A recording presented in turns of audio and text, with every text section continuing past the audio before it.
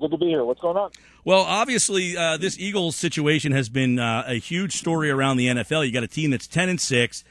Most people would view as a successful year, but didn't make the playoffs. And all of a sudden, everybody's wondering what's going on. Was Chip leaving? And then all of a sudden, boom, he gets promoted, and Howie Roseman gets quote unquote promoted. What is the structure looking like now in Philadelphia's front office? Is this a Band-Aid, or is this something that all parties are kind of happy? Well, I guess it's a solution. Although Howie doesn't really have the power over personnel that I think he wants to have. So I think there's a good chance that this eventually pushes Howie to look around at other situations. Depending on, I mean, look, there's a lot of things you don't know. Like, did he get a raise in this?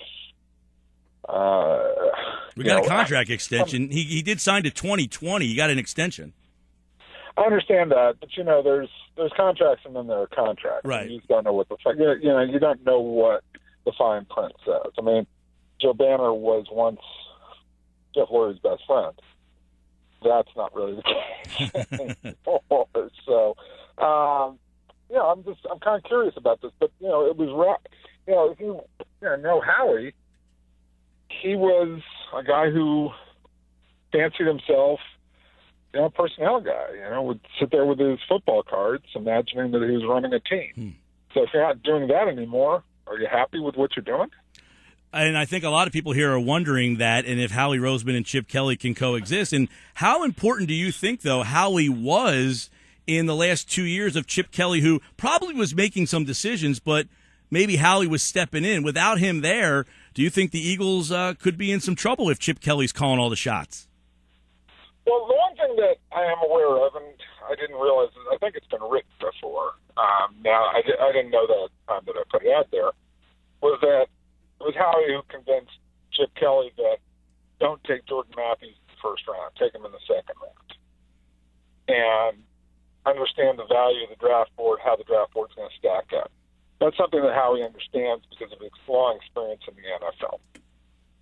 I'm not sure that Chip understands that. Okay, and when you don't, sometimes you have a tendency to overvalue certain players that you fall in love with particularly. So what I'm interested, I'm not saying he can't figure this out, because Chip's obviously a smart guy, but there's two parts to this. Number one, will he understand how to construct a draft board so that he knows not to overdraft certain guys and play the value of the board and be patient? Because there's one thing that Chip isn't, is patient. Okay, and the second part of that is, how will he handle, now that he has the full pressure of making those kinds of decisions? Will he embrace it, or will it be something that drives him a little batty and eventually drives him out of the NFL and say, I'd rather have control at the college level, a la Nick Saban and some of the other coaches who have preferred college football to the NFL? Jason Cole's with us, Bleacher Report, NFL reporter. Now, to kind of go off of that, because I think it's an interesting point, is, Jay, how about then those trades, those minor trades, where they get Cody Parkey or they trade Bryce Brown for a fourth-round pick? Is that something that Howie Roseman was responsible for in the past? Does he get credit for those deals? I don't know. I don't cover the Eagles on a day-to-day basis enough to know who was pulling the shots on those. Well, guys. No, not in terms of knowing who did those deals, but are those the kind of deals that maybe get overlooked now when you don't have that guy, really doing that as a full-time job, when you're the coach and you're putting game plans together and, you're putting your roster together? Is it hard to imagine that those type of deals would get done if you are now Chip Kelly with all this on your plate? I think that. I mean, look, I don't think those are really difficult deals. I mean, those deals don't take a lot of time. Now, executing them properly and searching for them, it's not executing those deals individually. It's doing all the homework that goes into researching, okay, can I make this deal happen? Do I have a relationship with somebody on that other team who's in a position of power who can make that deal happen? For every one trade that's made in the NFL, there are 10 that fall through, and 10 that are researched that never go anywhere, and all those kinds of things that happen. And that is where you sit there and say, Does Chip Kelly have the dynamic ability to handle those responsibilities? Right. That's what you wonder, and I don't know the answer to that. It's a great question. Well, at this point now, how attractive do you think the Eagles' general manager job is? There's so many names that are being floated around because it seems that not a lot of people are interested in being the GM under Chip Kelly. Is this a lapdog position? Is this guy going to be able to stand up? How attractive do you think, Jason, this job is? It's a powerless job. I mean, it's a step up. It's a title. It's better than a lot of other jobs. So somebody will take it. But people who have options won't take it. So, a guy like a Chris Ballard out of Kansas City that people think very highly of, he ain't taking that job. So you're going to be taking somebody, you're probably going to take a young and up-and-comer who will work really hard at the job and try and cut his teeth on it. And that's a good hire, but they may not have the experience that you really need to have to make maybe the critical decision, or in some cases stand up to Chip, because every great leader needs people around him who knows how to question it and sit there and say, okay, look, why don't we think about this? Why aren't we doing that?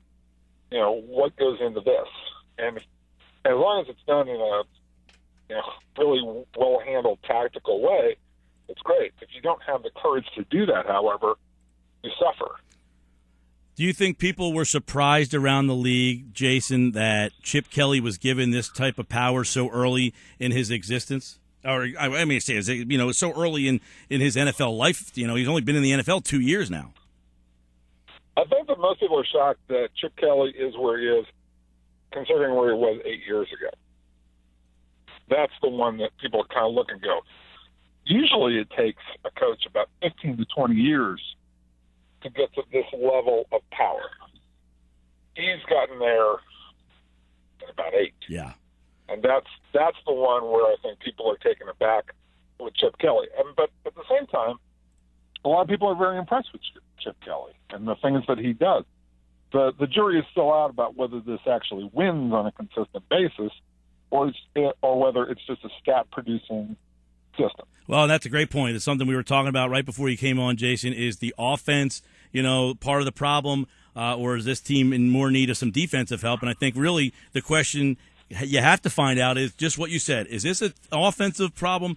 They're going to put up their points in their stats, but can they consistently do that? Because they only averaged 21 points a game in the games they lost this year were games against the good teams. And we'll see if Chip Kelly can further that this offseason. A lot of people have him under the microscope. The honeymoon might be getting a little rocky over here in Philadelphia. We'll see. Jason Cole from Bleacher Report. And, of course, we appreciate, Jay, you being a part of the show. Thanks so much. No problem. Take care. Thanks.